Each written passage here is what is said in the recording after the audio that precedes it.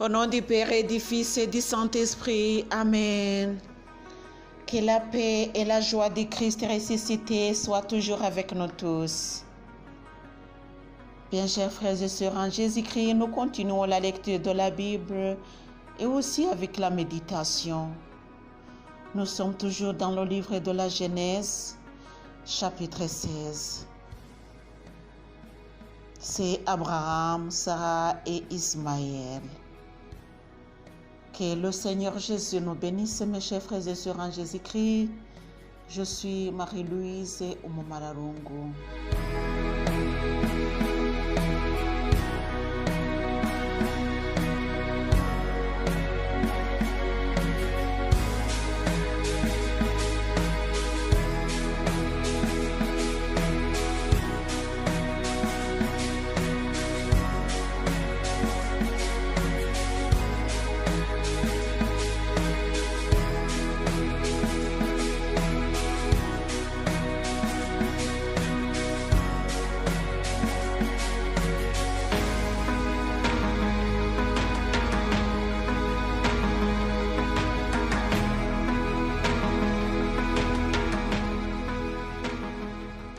Sarah, femme d'Abraham, ne lui avait pas donné d'enfant.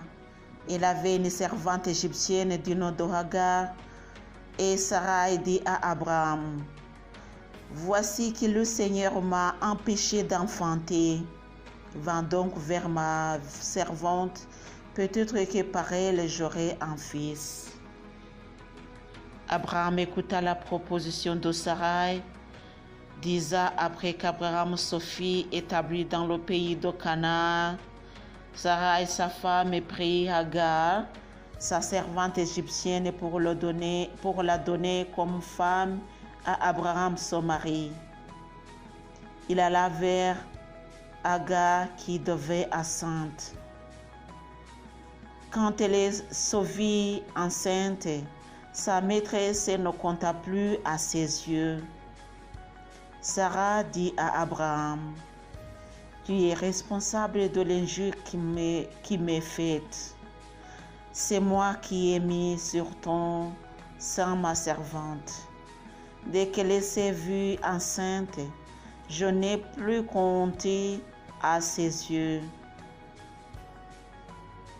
Que le Seigneur décide entre toi et moi. » Abraham répondit à Sarah, « Voici ta servante en ton pouvoir, fais-lui ce qui est bon à tes yeux. » Sarah la maltraita et celle-ci prit la fuite. L'ange du Seigneur la trouva près d'une source dans le désert, celle qui est sur la route de Shaoul de Shur. Et il dit, Hagar, servante de Sarah, d'où viens-tu et où vas-tu? Elle répondit, je fuis devant Sarah, ma maîtresse. L'ange du Seigneur lui dit, retourne vers ta maîtresse et plie-toi à ses ordres. L'ange du Seigneur lui dit, je multiplierai tellement ta descendance qu'on ne pourra la compter. L'ange du Seigneur lui dit, voici que tu es enceinte et tu vas enfanter un fils.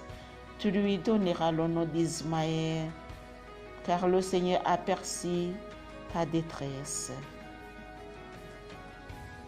Véritable âne sauvage cet homme, sa main contre tous, la main de tous contre lui.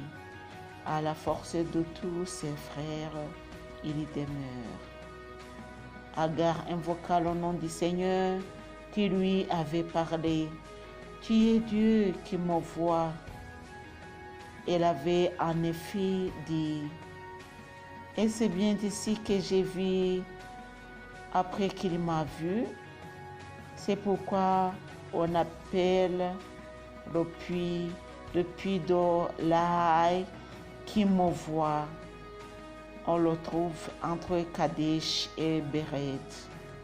Agar enfanta un fils à Abraham. Il appela Ismaël, le fils qu'Agar lui avait donné. Telle est la parole de Dieu.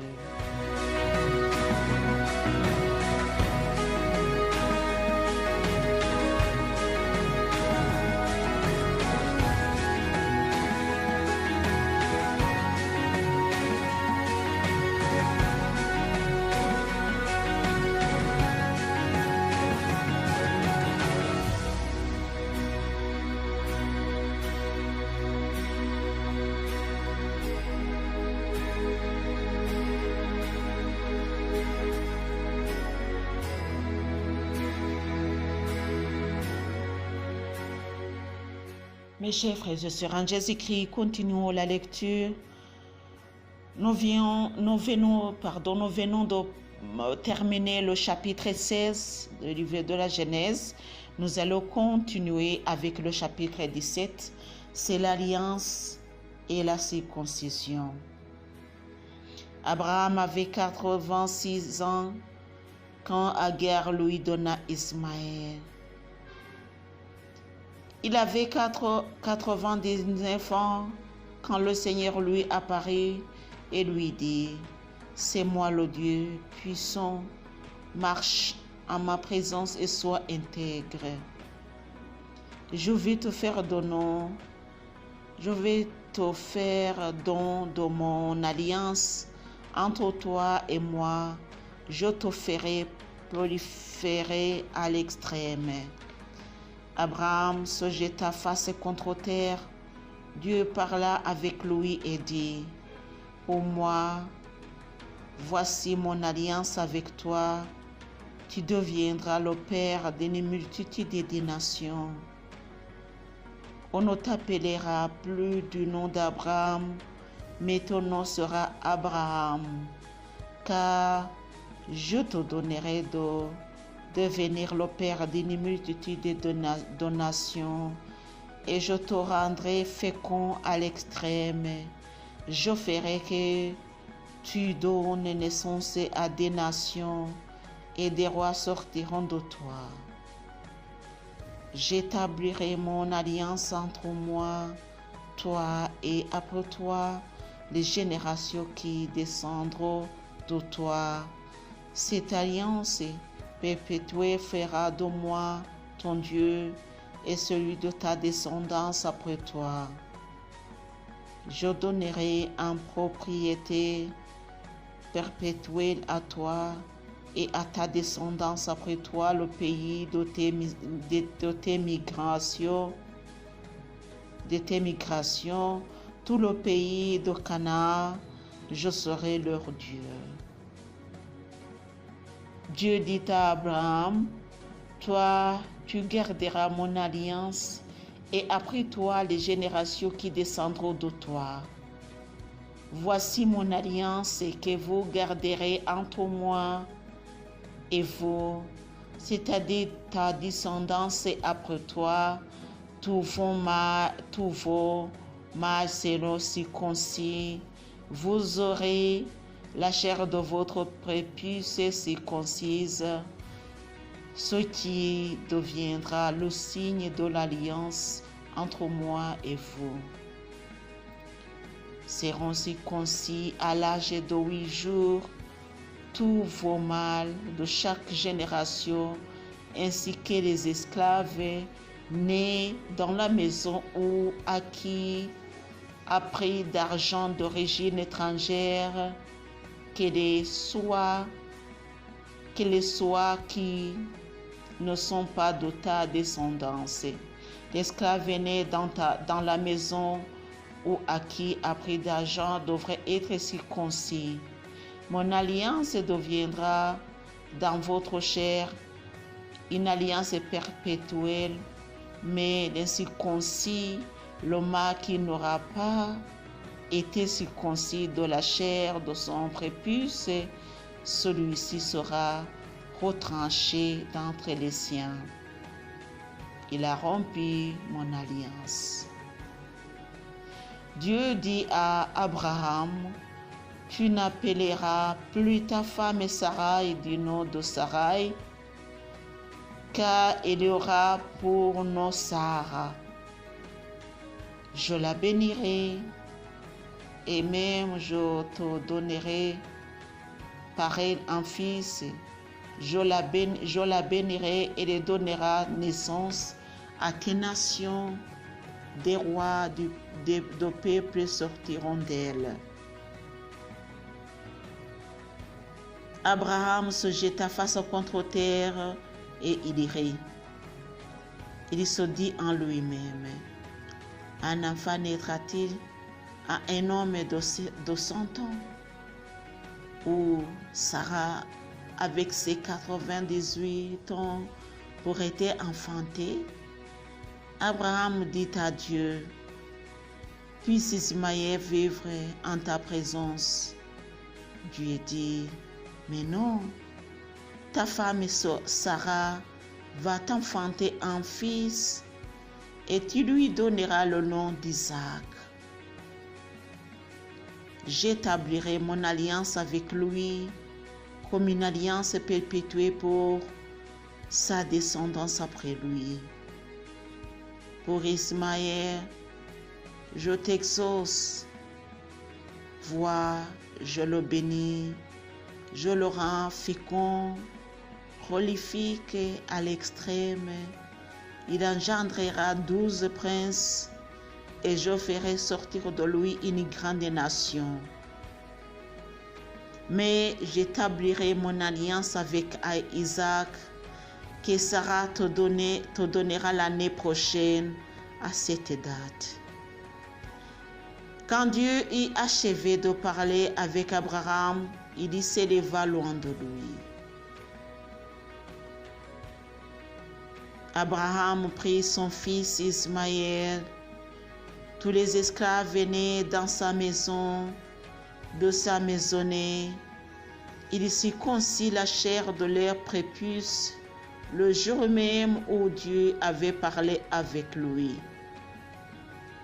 Abraham avait 99 ans quand fut circoncise la chair de son prépuce, et Ismaël avait 13 ans quand fut circoncise la chair de son prépuce. C'est le même jour qu'Abraham et son fils Ismaël furent circoncis. Toute sa maisonnée, les esclaves venaient dans la maison où à qui a pris d'argent d'origine étrangère furent circoncis avec lui. Telle est la parole de Dieu.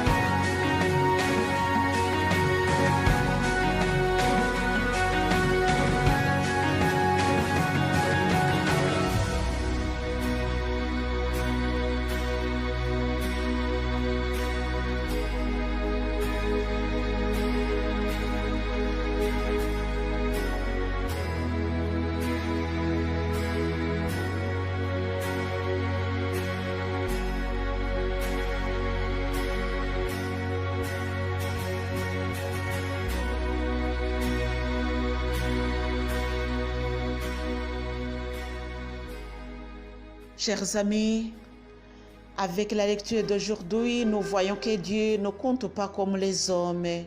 Lui, il a sa façon de compter, puisque quand il te promet de te faire du bien, lui, il ne tarde pas sur le nombre d'âges que tu as, comme il a fait à Abraham et Sarah.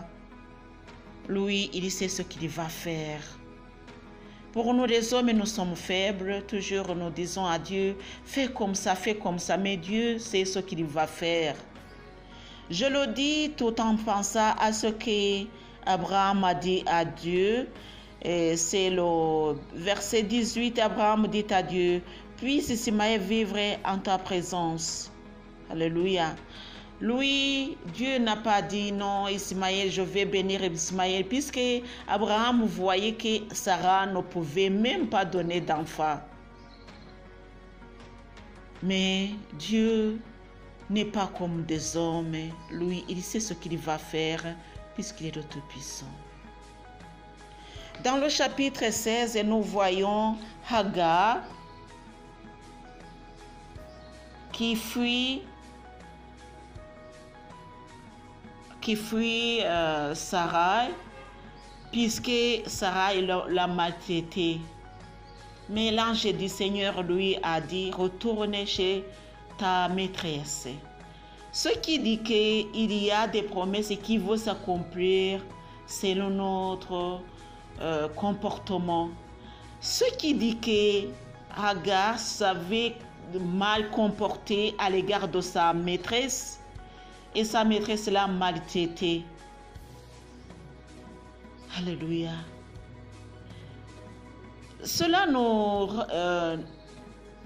nous amène aussi à ce que le Seigneur Jésus nous a dit, quand tu vas offrir quelques offrandes et que tu te souviens qu'il y a quelqu'un avec qui vous avez des problèmes, des malentendus, retourne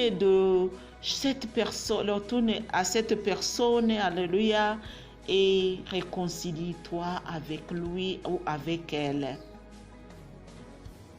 Puisque la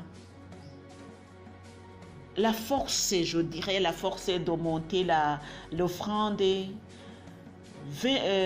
surviendra de cette personne à côté de toi avec qui vous avez des problèmes. Lui, après la réconciliation, va venir pour t'aider à faire monter ta prière.